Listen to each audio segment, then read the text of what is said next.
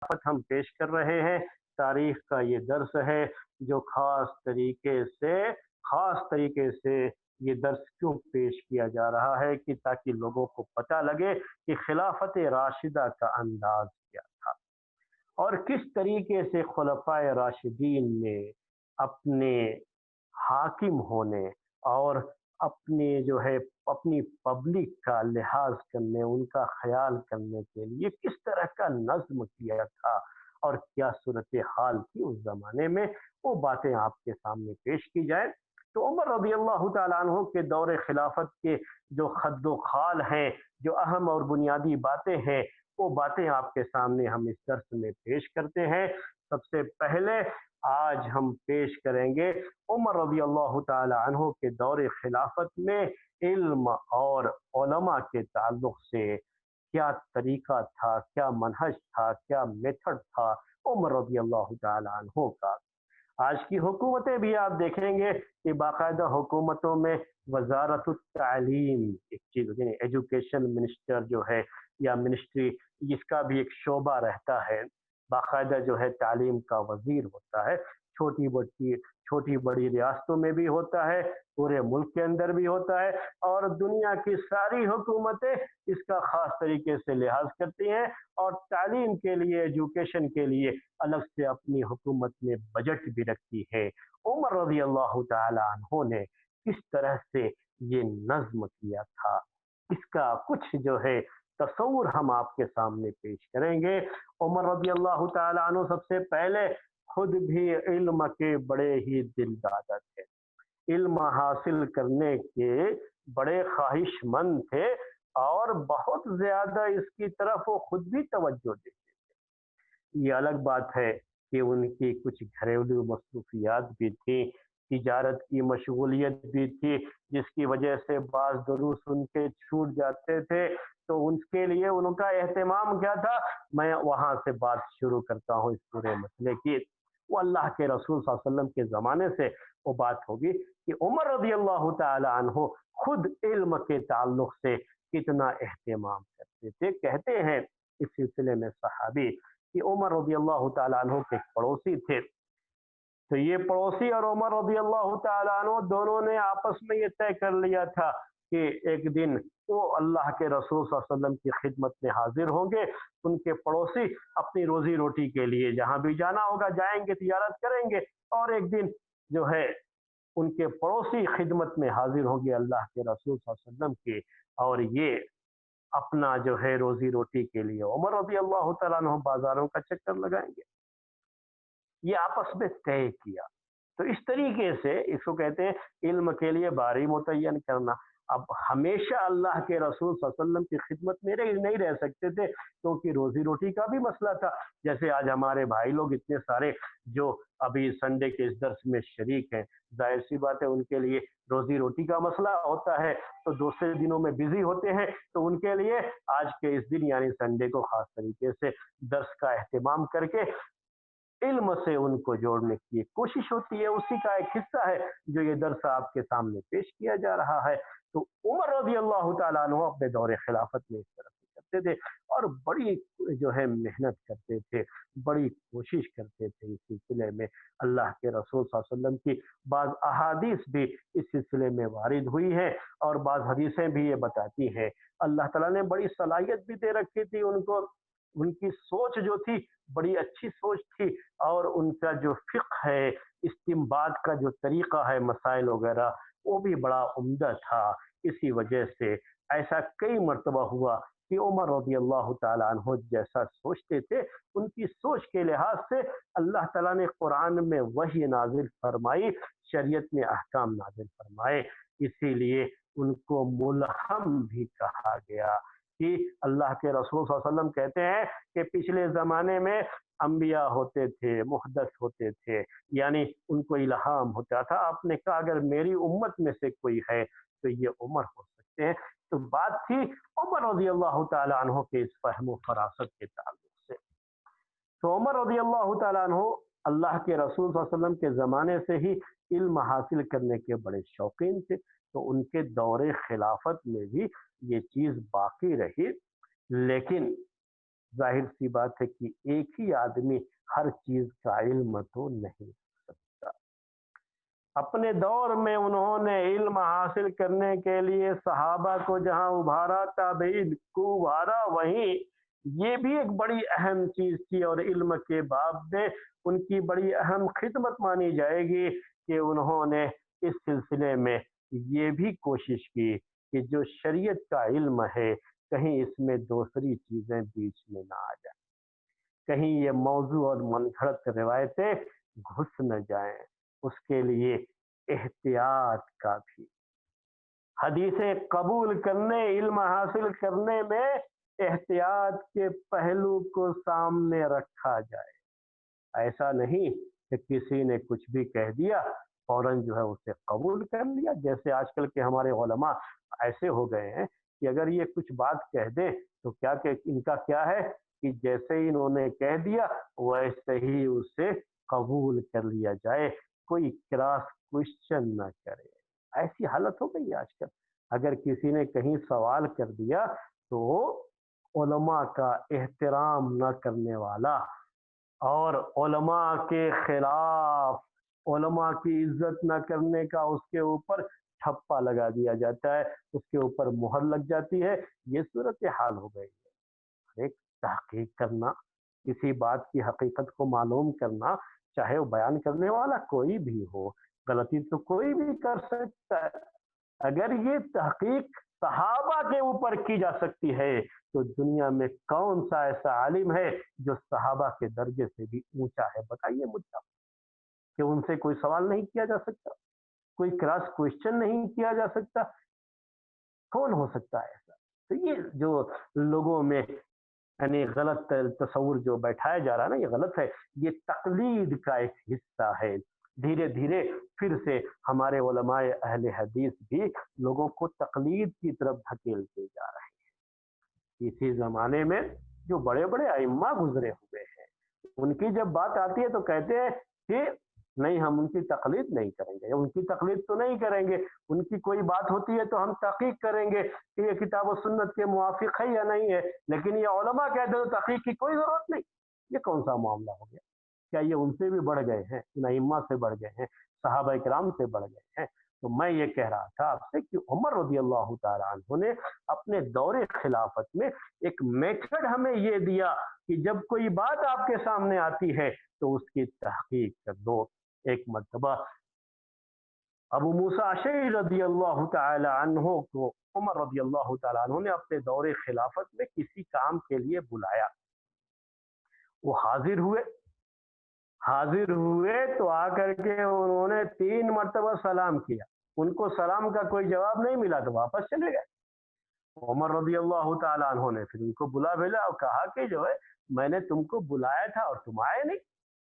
کہا کہ نہیں، میں حاضر ہوا تھا اور میں نے 3 مرتبہ سلام کیا، مجھے سلام کا جواب نہیں ملا، میں واپس چلا گیا، کیونکہ اللہ کے رسول صلی اللہ علیہ وسلم سے میں نے یہی کہتے ہوئے سنا ہے کہ جب تم میں سے کوئی آدمی کہیں جائے 3 مرتبہ سلام کرے، اس کو سلام کا جواب نہ ملے، سلام کی آواز پہنچنا ضروری ہے، ورنہ آج دروازے کے باہر سے 3 مرتبہ سلام کر کے بھاگ جاؤ گے تو بات نہیں ہوگی، تو اندر والے کو کیا معلوم کہ آپ آئے تھے اور سلام کیا آپ نے؟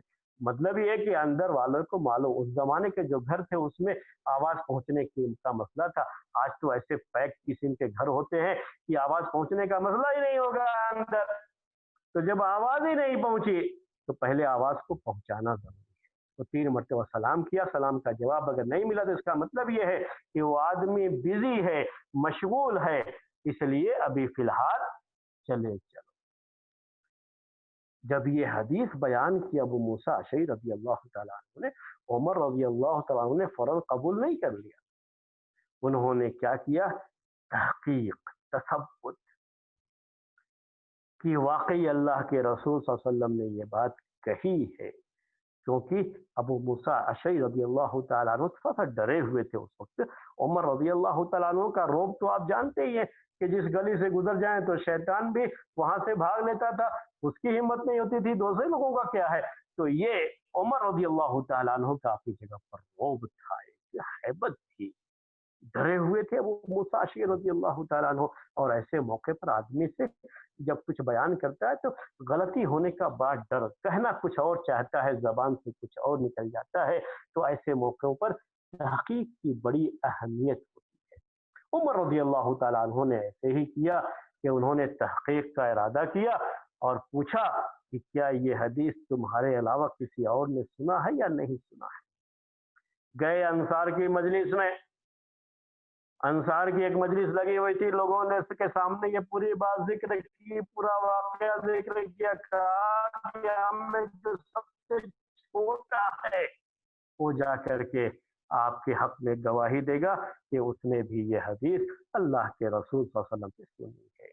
अबू सईद खुदरी रजी अल्लाह तआला अन्हु गए और बाकायदा इस तरह से इस मसले को उमर रजी अल्लाह तआला अन्हु ने अबू मूसा अशरी रजी अल्लाह तआला अन्हु के बयान के बाद उसकी तहकीक की। बड़े से बड़ा आलिम भी तकरीर में कुछ बयान कर दे, दर्स में कुछ बयान कर दे और आपको लगे कि ये बात लगता है पता नहीं सही है कि नहीं है, तो उसकी तहकीक कीजिए, कोई मसला नहीं।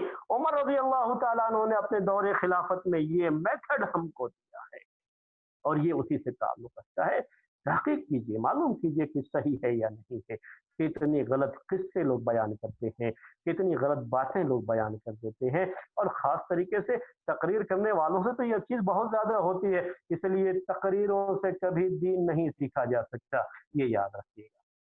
तो मैं आपसे ये कह रहा था कि अब उमर रज़ी अल्लाह तआला अन्हु के सामने आकर के जब अबू सईद खुदरी रज़ी अल्लाह तआला अन्हु ने ये गवाही दे दी और बता दिया कि उन्होंने भी ये हदीस अल्लाह के रसूल सल्लल्लाहु अलैहि वसल्लम से सुनी है, तो उमर रज़ी अल्लाह तआला अन्हु अब ये नहीं कि नहीं अभी भी नहीं मानेगा, अरे तुम छोटे हो तुम जाओ किसी और को, नहीं, असल में उनका मसला रद्द करने का नहीं था, वो तो तहकीक करने का था। वो तहकीक से बात साबित हो गई। तो उमर रज़ी अल्लाह तआला अन्हु क्या कहते हैं, कबूल का अंदाज क्या है, उस अंदाज पे गौर कीजिए और कुर्बान जाइए उस अंदाज पे। कहते हैं कि अल्हानी अस्सफ़क़ु बिल अस्वाक़, कहा कि उमर इतनी छोटी छोटी बातें भी नहीं सीख पाया, नहीं जान पाया। ये छोटे बच्चे भी जानते हैं लेकिन मुझसे ये चीज छुपी रह गई। क्यों? कि बाजार में मशगूल होने की वजह से, तिजारत में मशगूल होने की वजह से, तिजारत की इस मशगूलियत ने मुझे इन चीजों से गाफिल कर दिया और मुझे ये इल्म हासिल नहीं हो सका। इनको ये इल्म हासिल, अपने ऊपर अफसोस किया, अपने ऊपर अफसोस। ये है आज हमारे बाज़ मुक़र्रिरीन के बारे में ये बात मालूम हुई मुझे कि उनका अंदाज़ बिल्कुल अजीब होता है। वो कभी किसी यानी किसी भी हाल में ये ज़ाहिर ही नहीं करना चाहते कि मुझे इसका इल्म नहीं था, चलो अल्लाह ताला ने ये इल्म दे दिया या जिसके ज़रिए से इल्म आया उसका शुक्रिया अदा करें, वो नहीं। वो चाहते ही नहीं कि अपनी पब्लिक के सामने कभी अपनी कम इल्मी का इज़हार करें। क्यों? इसलिए कि उनकी तकरीर की वजह से जिन्होंने उनको बड़ा आलिम समझ रखा है, अचानक अर्श से फर्श पर बैठा देंगे कि इनको तो नहीं पता था। ये तो ये बने बैठे हैं कि हम सब कुछ जानते हैं, बस यही तसव्वुर लोगों में बैठाए हुए। एक मर्तबा एक ऐसे ही मुकर्रिर के ताल्लुक से उनके किसी दर्स की बात है ये कि उन्होंने बात गलत कह दी तो किसी जो है हमारे साथी ने वो पकड़ लिया कि नहीं नहीं आपने जो ये बात कही है सही नहीं, बात सही ये है। और उन्होंने इस तरह से बयान किया है, जहाँ उन्होंने भी पढ़ रखा था उस चीज़ को तो उन्होंने पेश कर दिया। ये अच्छी बात थी, उन साहब को खुले दिल से उसका एतराफ़ करना चाहिए था सबके सामने और शुक्र अदा करना चाहिए था उसका, जिसने उनकी ये रहनुमाई की। और यही सही तरीका है। उमर रज़ी अल्लाह तआला अन्हु यहाँ जिस तरीके से अपनी आजिज़ी का इज़हार करते हैं, अपने तवाज़ु का इज़हार करते हैं, ये खिलाफत के दुरूस हैं मेरे भाइयों, इससे हमें नसीहतें हासिल होती हैं। तो क्या किया उन्होंने?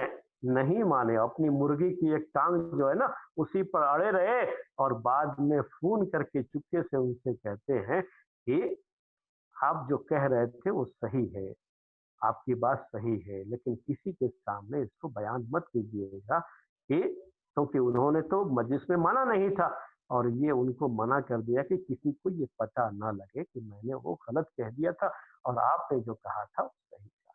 बताइए, कहाँ खुलफाए राशिदीन और कहाँ हमारे ये मुकर्रबीन, दोनों पे कितना फर्क है।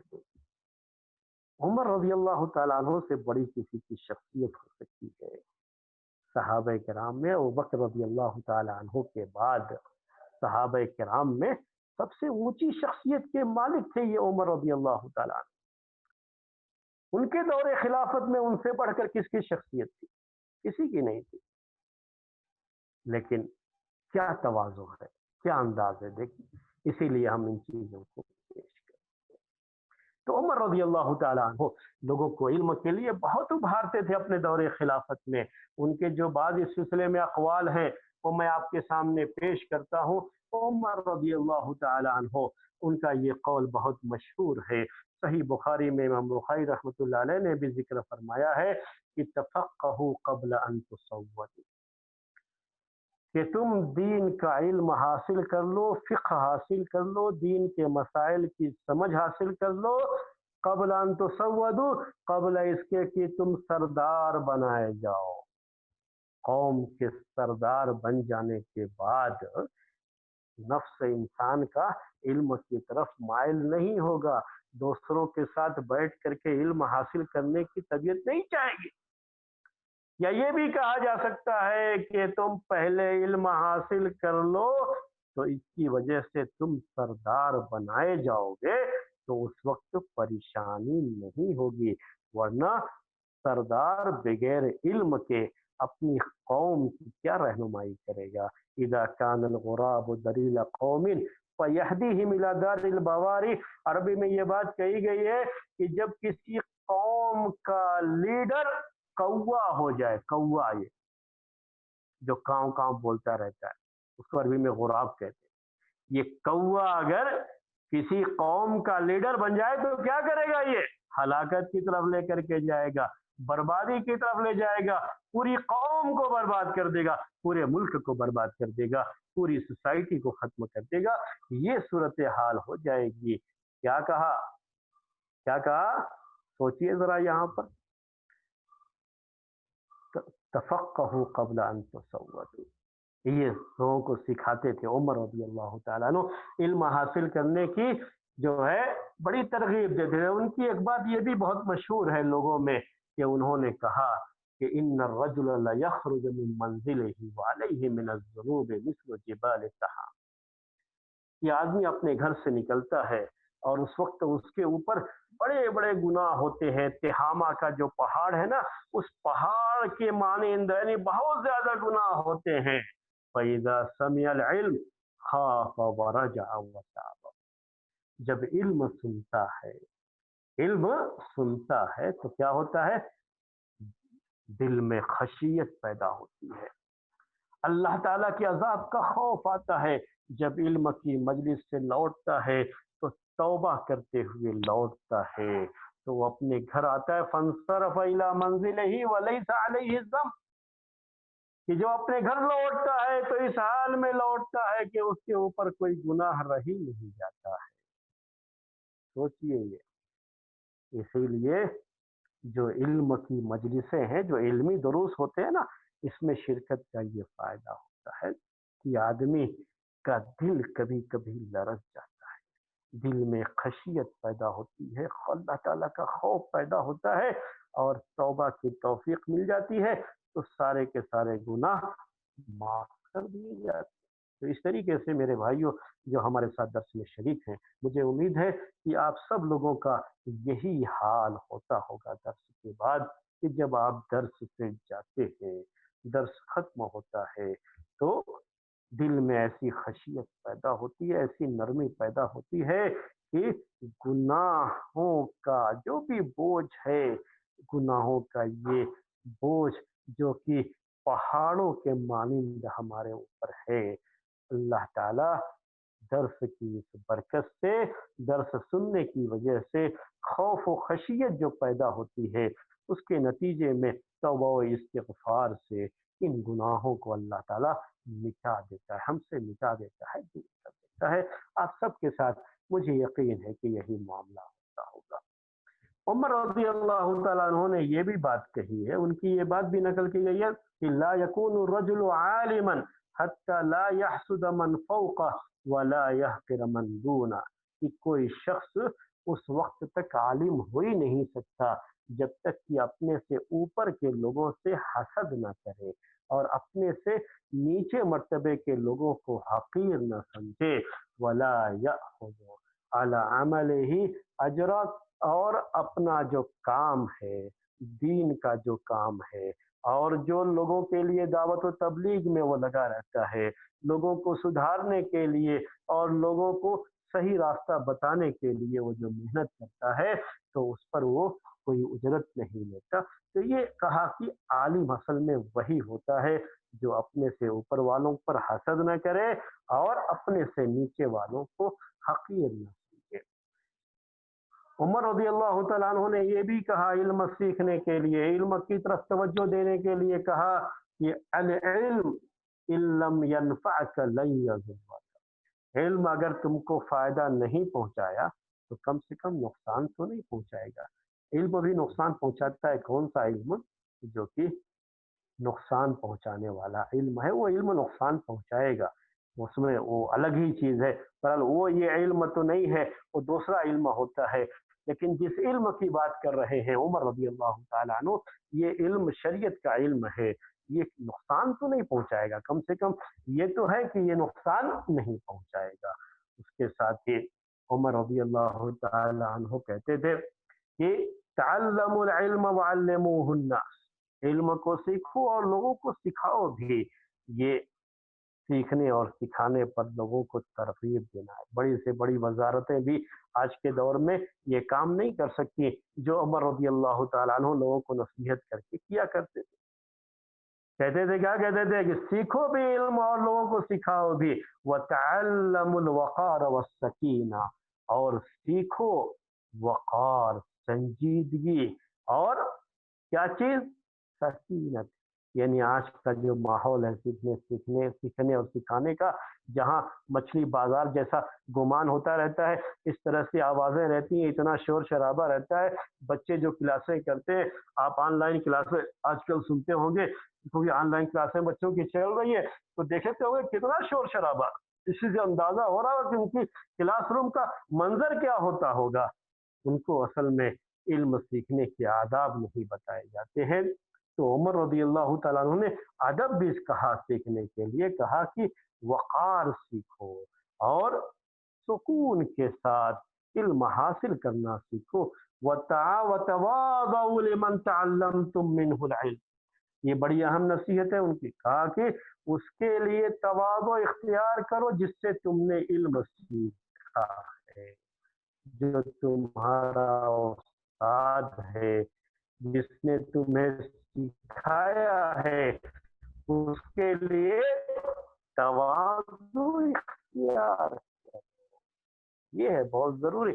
आज ये इज्जत, उनकी जो रिस्पेक्ट होनी चाहिए ना, वो सब वो नहीं कर पाते हैं। आप जो है किसी भी कॉलेज यूनिवर्सिटी में, कहीं भी किसी स्कूल में चले जाइए, कहीं दूर दूर तक आपको ये एहतराम और ये इकराम नजर नहीं आएगा, क्योंकि लोग इसको भूल गए। वो ऐसा जो है मगरिब के लोगों ने, वेस्टर्न कल्चर ने ऐसी पट्टी पढ़ाई लोगों को कि ये उस्ताद शागिर्द सब क्या है, दोस्ताना माहौल, जिसके नतीजे में उस्ताद और शागिर्द के दरमियान जो एहतराम की दीवार होनी चाहिए थी, उस दीवार को पूरे तरीके से मुनहदिम कर दिया गया, डिमोलिश कर दिया गया है। अब एहतराम बाकी नहीं रह गया।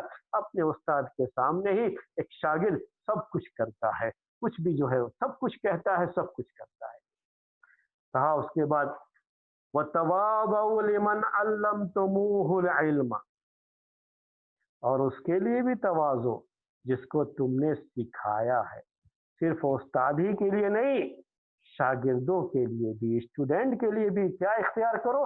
तवाज़ो। वो उस्ताद कभी भी कामयाब नहीं होता जो अपने शागिर्दों के सामने डेंगे मारता रहता है, न जाने क्या क्या بیان اپنی جو ہے بڑائیاں بیان کرتے ہوئے اس کی زبان تھکتی نہیں ہے۔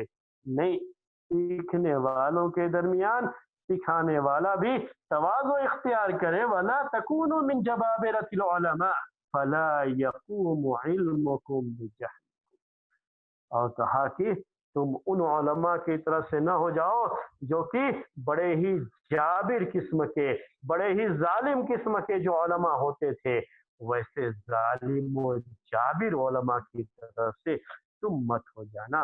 عمر رضی اللہ تعالی عنہ یہ لوگوں کو سکھاتے تھے۔ ان کی جو ہے مشہور جو اقوال ہیں علم کے تعلق سے، اس میں سے ایک قول یہ بھی ہے کہ انہوں نے کہا کہ یہدم الاسلام ذلت عالم وجدال منافق بالقرآن وائمۃ مذلون، کہا کہ اسلام کی عمارت کو ڈھا دے گا، اسلام کی عمارت کو ڈیمولش کر دے گا ایک عالم کی غلطی، عالم کی لغزش، عام لوگوں کی لغزش نہیں ہے، عام لوگوں کی غلطی نہیں ہے۔ عالم سے اگر غلطی ہو جاتی ہے تو یہ سب لوگ اس غلطی میں مبتلا ہو جاتے ہیں، خاص طریقے سے جہاں تقلید کا ماحول ہوتا ہے تو وہاں تو بالکل یہی ہوتا ہے کہ اب جو بھی کہہ دیا بڑے صاحب نے وہ سب کی سب صحیح، اگر غلط کہہ دیا تو سب کی سب اس غلطی کے پیچھے عمل کرتے ہوئے چلے جاتے ہیں۔ اس طرح سے اسلام کی جو عمارت ہے وہ ڈیمولش ہو جاتی ہے۔ کہا وجدال منافق بالقرآن، اور منافق جو قرآن کی آیتیں پڑھ کر کے لوگوں سے بحث و مباحثہ کرتا ہے، ڈیبیٹ کرتا ہے، مناظرہ کرتا ہے، تو یہ لوگ اسلام کی عمارت کو ڈھانے والے ہیں۔ اس سے عمارت کی، اسلام کی عمارت کیا ہو جائے گی؟ ڈھہ جائے گی، اور ائمۃ مضلون، گمراہ کرنے والے لیڈر جو ہیں علماء، یہ بھی گمراہ کرنے والے علماء یہ اسلام کی عمارت کو ڈھانے کا سبب بنیں گے۔ یہ چیز بھی جو ہے ذکر کی عمر رضی اللہ تعالی عنہ نے۔ تو عمر رضی اللہ تعالی عنہ کے جو یہ چند جو ہے باتیں ان کی جو تھیں وہ میں نے آپ کے سامنے پیش کی۔ اب اس کے بعد جو ہے میں یہ چاہتا ہوں کہ آپ کے سامنے عمر رضی اللہ تعالی عنہ کے دور میں کس طریقے سے علم کا بازار گرم ہوا، عمر رضی اللہ تعالی عنہ نے اس سلسلے میں جو توجہ جو ہے لوگوں کو دلائی ہے، اس کے نتیجے میں کیا شکل ہوئی تھی وہاں پر۔ عمر رضی اللہ تعالیٰ عنہ کے دور خلافت میں، جو کہ پہلے سے چیز چلی آ رہی تھی، اللہ کے رسول صلی اللہ علیہ وسلم کے زمانے سے ہی ابوبکر رضی اللہ تعالیٰ عنہ کا دور خلافت 2 سال 2.5 مہینے یا چند مہینے جو ہے وہ صرف رہے تھے، تو اس پوری مدت میں بھی اور عمر رضی اللہ تعالیٰ عنہ کے دور خلافت میں بھی مدینہ خاص طریقے سے علم کا مرکز تھا۔ مدینے میں ہی وہ بڑے بڑے فقہا تھے، بڑے بڑے صحابہ تھے جو اپنی فقاہت، اپنی تفسیر، اپنے مسائل کے استنباط اور اجتہاد اور قضا فیصلہ جو ہے کرنے میں اپنا لوہا منوا چکے تھے۔ اپنی مثال آپ تھے، بڑے بڑے صحابہ جن میں خاص طریقے سے عمر رضی اللہ تعالی عنہ، علی رضی اللہ تعالی عنہ، عبداللہ ابن مسعود رضی اللہ تعالی عنہ، عائشہ رضی اللہ تعالی عنہ، زید بن ثابت، عبداللہ ابن عباس، عبداللہ ابن عمر رضی اللہ تعالی عنہم اجمعین۔ کہتے ہیں ان سب کے بارے میں کہ ان کے اتنے فتوے ہیں، ان کے اتنے جو استنباطات ہیں، ابن حزم نے کہا کہ اگر ان کے استنباطات اور فتووں کو جمع کیا جائے تو موٹی موٹی کتابیں وجود میں آ جائیں گی۔ یہ سب کی سب لوگ مدینے میں تھے اس وقت عمر رضی اللہ تعالیٰ عنہ کے دور خلافت۔ اللہ کے رسول صلی اللہ علیہ وسلم کے زمانے میں بعض صحابہ جو کہ جنگوں میں شرکت کرتے رہے، غزوات میں شرکت کرتے رہے، لیکن عمر رضی اللہ تعالیٰ عنہ کے دور خلافت میں ان میں سے بہت سے لوگ مدینے میں ہی رہ گئے، یعنی مختلف جگہوں پر جہاں باقاعدہ دشمن کے ساتھ مقابلہ آرائی تھی اور ان کے ساتھ مقابلہ تھا، ان جو ہے اس وقت فوج میں یہ لوگ نہیں گئے، یہ لوگ مدینے میں رہ کر کے ہی ان کی علم کی خدمتیں لوگوں میں مشہور ہیں، اور چند صحابہ کا نام ہم نے آپ کے سامنے پیش کیا، سب کے سب مدینے میں ہی تھے۔ بعد میں جب نئی نئی جو ہے شہر آباد ہوئے، جیسے کوفہ آباد ہوا، تو عبداللہ ابن مسعود رضی اللہ تعالی عنہ کو وہاں بھیج دیا گیا تھا کہ وہ جا کر کے وہاں کے لوگوں کو علم سکھائیں۔ اس طریقے سے مدینے سے ساری جو ہے چیزوں کی شروعات، اصل مدینہ ہی اس زمانے میں علم کا بھی مرکز تھا، جیسے وہ دارالخلافہ تھا اور کیپٹل سٹی تھا اسلامی حکومت کا، اسلامی خلافت کا، ویسے ہی یہ مدینہ اس وقت کیا تھا؟ مدینہ یہ فقہ اور اجتہاد کا، فتاوی کا، قضاء کا بھی ایک مرکز تھا، جہاں صحابہ کی ایک بڑی جماعت تھی اور تابعین ان سے علم حاصل کرتے تھے، بڑے صحابہ سے چھوٹے صحابہ بھی علم حاصل کرتے تھے۔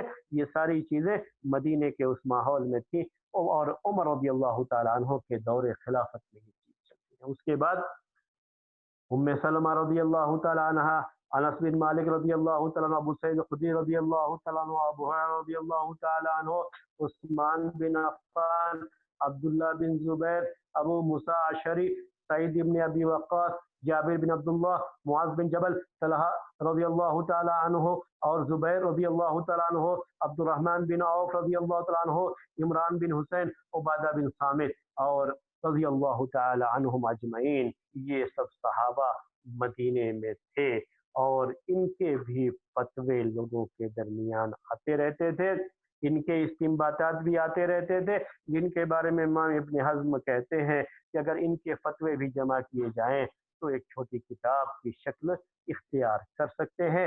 تو اس طریقے سے صحابہ کرام کی ایک بڑی جماعت تھی جو مدینے میں خاص طریقے سے علم سیکھنے اور سکھانے میں مشغول تھی۔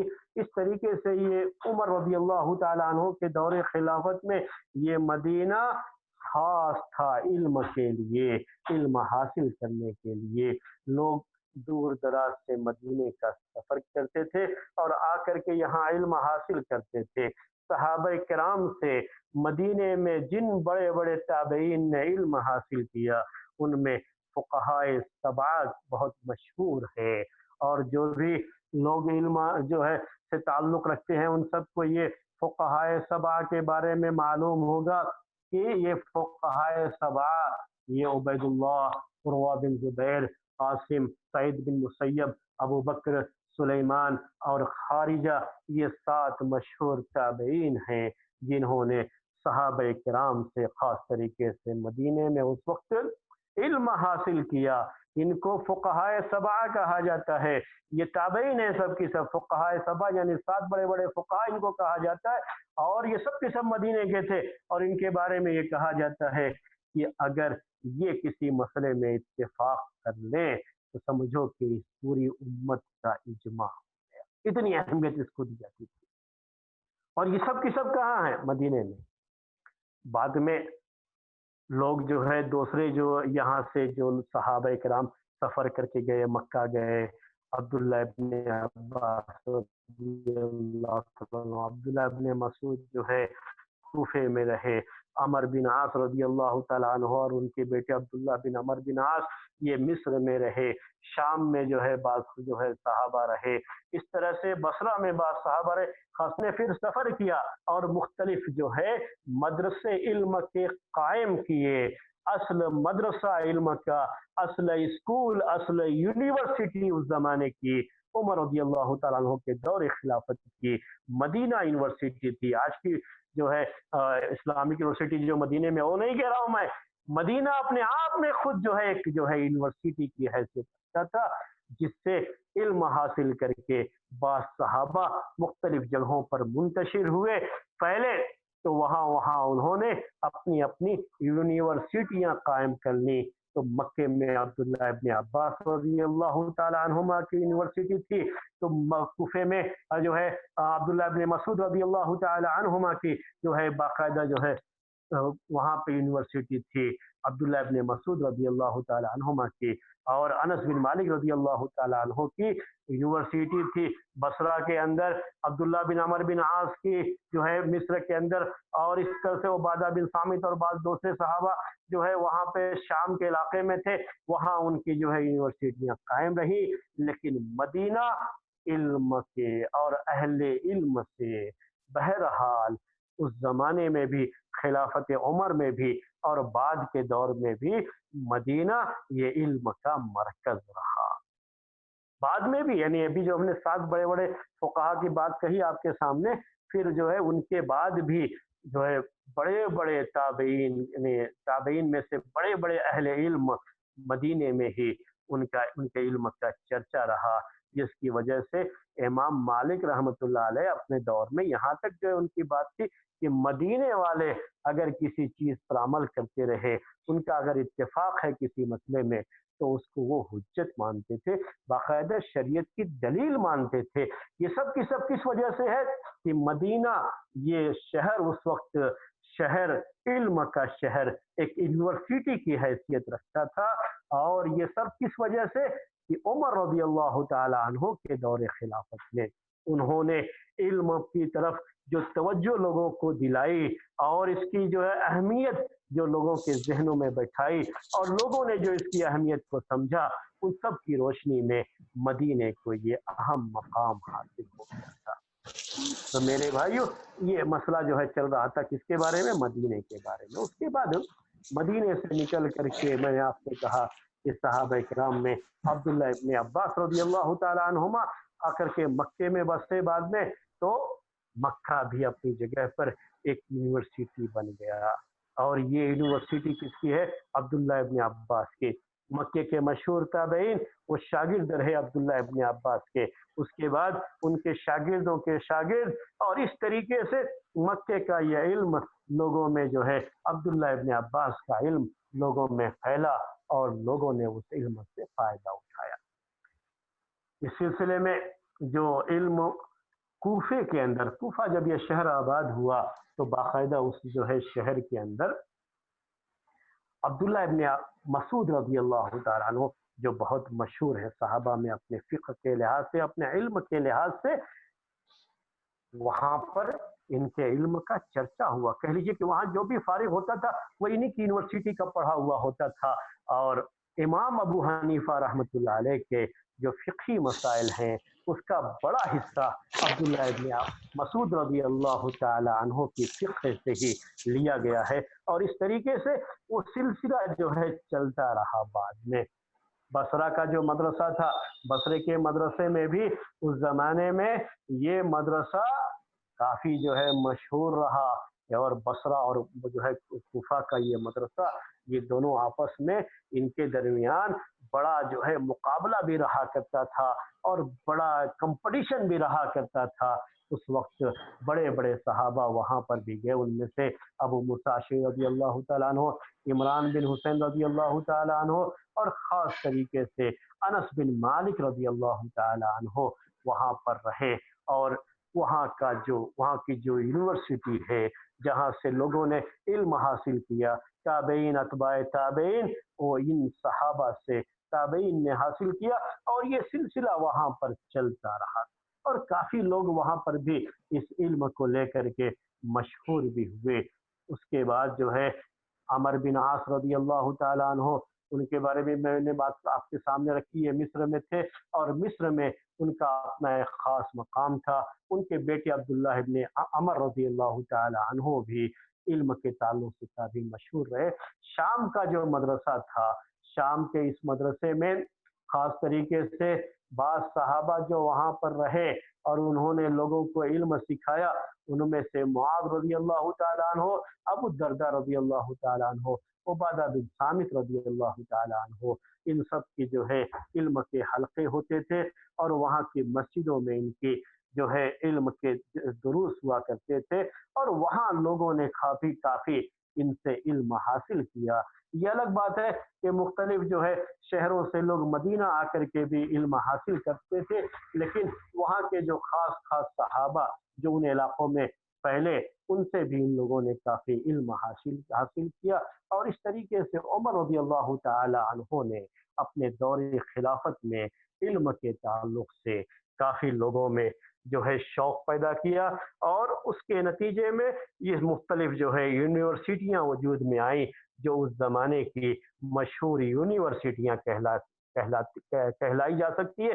लफ्ज़ ये नहीं इस्तेमाल किया गया, मदरसे का लफ्ज़ इस्तेमाल होता है, लेकिन हकीकत में ये वो यूनिवर्सिटियाँ थीं, जहाँ से लोग दीन का इल्म हासिल करके, दीन के इल्म से फैज़याब होकर के दुनिया को अपने इल्म की रोशनी से मुनव्वर किया करते थे।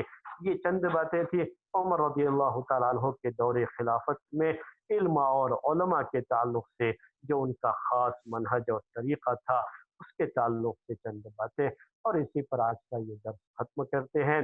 इसके बाद हमारा दर्स होगा जो अरबिक लैंग्वेज के ताल्लुक से है। जो लोग उस दर्स से जुड़े हुए हैं, वो लोग अपना जो है उसमें शिरकत करें, जो लोग जुड़े हुए नहीं हैं तो कोई